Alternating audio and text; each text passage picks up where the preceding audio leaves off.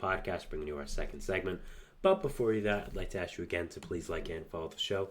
We do get a number of questions from viewers, so to ensure that your question does get read in the air, please use the link, gsmcpodcast.net. It really does help the show, and it really does mean a lot, so thank you so much for that. And let's get back into our second segment here today. All right, so our second segment is going to be about the Washington Nationals and them preparing to sell at the deadline. There was a report that came out today just talking about this and just going over what their plans are at the trade deadline, so let's get into it. Now, the report did say that the Nationals are going to be sellers at this deadline, which is, I think, what most people expected. There were some people who were potentially saying they could be buyers. They should be buyers because of where they are in the standings. A lot of that young talent coming up, but obviously the Nationals have decided, and if reports are true, which I assume they are, it comes from a reliable source, that they are going to be preparing to sell at the deadline. Now, I think the first question we have to ask is with this Nationals team, just as baseball fans, do we think this is a good move? Do we think that this is the correct move? And do we agree with it? Now, I'll just say, in my opinion, I think, yes, this is a good move. I've talked many times on the show, even as a Mets fan, as someone who, is not too fond of the Nationals because they're my rival, that I think they have a fantastic future. I think they have so many great young players on this team coming up through this minor leagues that their future is absolutely fantastic, and I'm going to be scared of them next year. But the key word I say there is next, because next year, not this year. This year, I think they're just 1 year away. I think next year, once everyone is fully developed, once everyone is there, they're going to be absolutely nasty.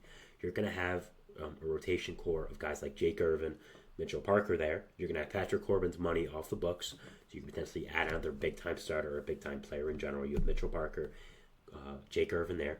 You have Josiah Gray, Mackenzie Gore, those two guys as well. I'm sure I'm forgetting one other person as well. You can, again, sign a starting pitcher. You can trade one of those guys for a bat. And then in the lineup, you're going to have guys on this team like Keeper Ruiz, C.J. Abrams, James Wood, Dylan Cruz, Robert Hassel. There's a lot of talent on this Nationals team. They're going to have money open up. They've proven to spend it in the past as well. I mean, you saw that huge contract they gave to Max Scherzer, one of their first years of existence, of course, even though that was a few years ago. The same regime is really involved as well. They gave a huge contract to Patrick Corbin, huge extension to Steven Strasburg.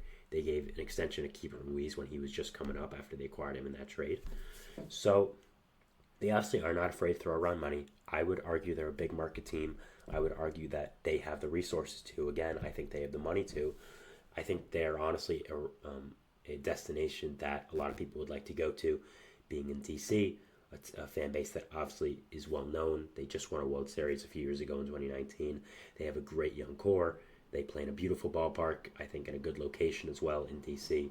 So I think that really this is a place that a lot of people would like to go to, and I think they have a really good future. But I just think this year they're 1 year off, and that they need to kind of let everyone breathe and just let everyone develop more. So I think when we say, when we say they're selling and we said they should sell, we have to ask, okay, who are they going to sell? It's easy to say they can sell, but do they have people that are available to sell and people that are, guys that people would want? Now, there definitely is. Now, first off, we'll go through two kinds of player. The 1 year rental kind of player and then more of a controllable type player. So first off, the 1 year rentals, guys that I would say are locks to go. There's two guys to me. First of all, Dylan Floro and Joey Gallo. Now, Dylan Floro was a really good pickup by this Nationals team, signed a 1 year contract, and has been a very good reliever for this team. Has been very, very solid. Two ERA over a good amount of innings for this team. I think we'll get a solid prospect back in any package. Is a very good middle relief arm. I think that was just a good signing by the Nationals and should get a good package back. So nice job there by them.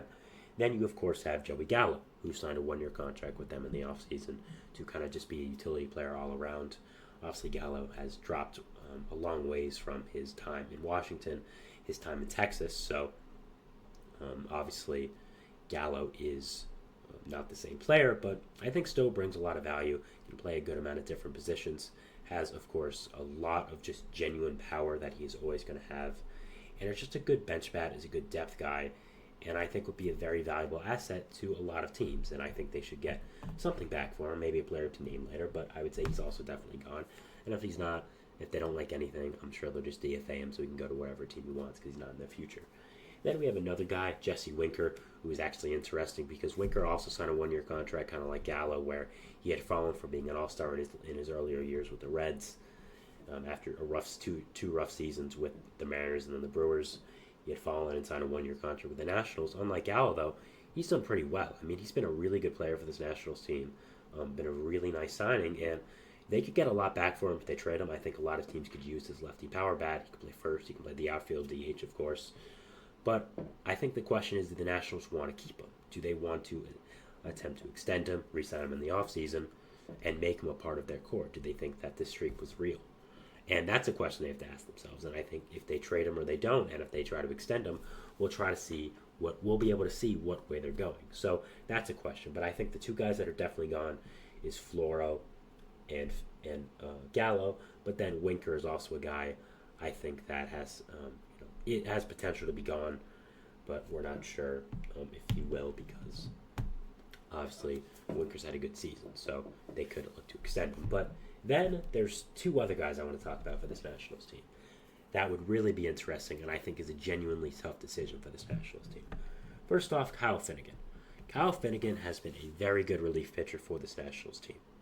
He's been a very good closer, actually one of the best closers in baseball for a little bit now with this Nationals team. Has, over 20 saves. The Nationals don't win many games, but when they do, I'm sure he's part of it. So the question about Finnegan is, do you want to sell him off? Because, he's older. He's like 28, 29. But the thing is, he has 2.5 years left in his contract, and he's proven to be a winning player. So the question the Nationals have to ask themselves now is, do we look at him as a part of our long-term core, and is keeping him better than getting whatever prospect we can get back? And that's going to be interesting to me to see. So I think that's really one question the Nationals have to answer if they are going to be selling at this deadline. And I think whatever they do with Finnegan, whatever decision is made, that is really going to tell me a lot about what they're going to do. And that kind of adds into another player on their team, like Lane Thomas. Lane Thomas has been a very good outfielder since coming over from St. Louis in a trade a few years ago for John Lester. A very surprising trade. I mean, I don't know why the Nationals ever traded for. I don't know why the Nationals ever traded for John Lester.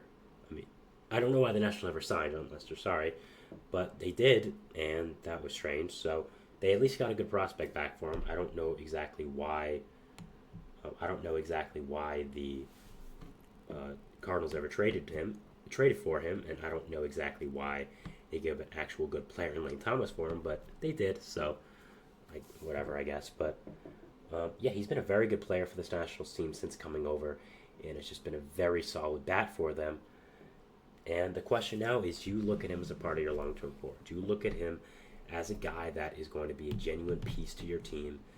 And if you do, is he going to be a bigger part of that than getting a prospect back? Is he going to be more valuable on your team than a prospect? So that will be interesting to me.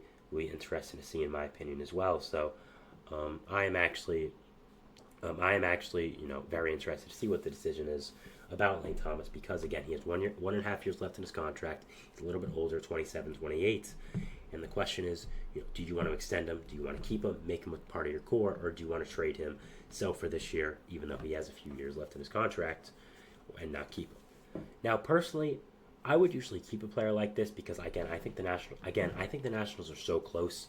I really do. I think they're really going to be competitive next year. But the thing about Thomas is, I think the Nationals have a lot of good outfielders. I mean, I've talked about it before, but Dylan Cruz, Robert Hassel, James Wood. To me, if I'm the Padres, that's my outfield for the next 10, 15 years. And as much as Lane Thomas is a very good player, because he is an outfielder, I don't think he provides value for the future for them. So if I'm them, I'm trading him and I'm getting rid of him. Not getting rid of him sounds like he's trash, but he's good. I would trade him just because of that. I would trade him for a young pitcher, young infielder, something with more control.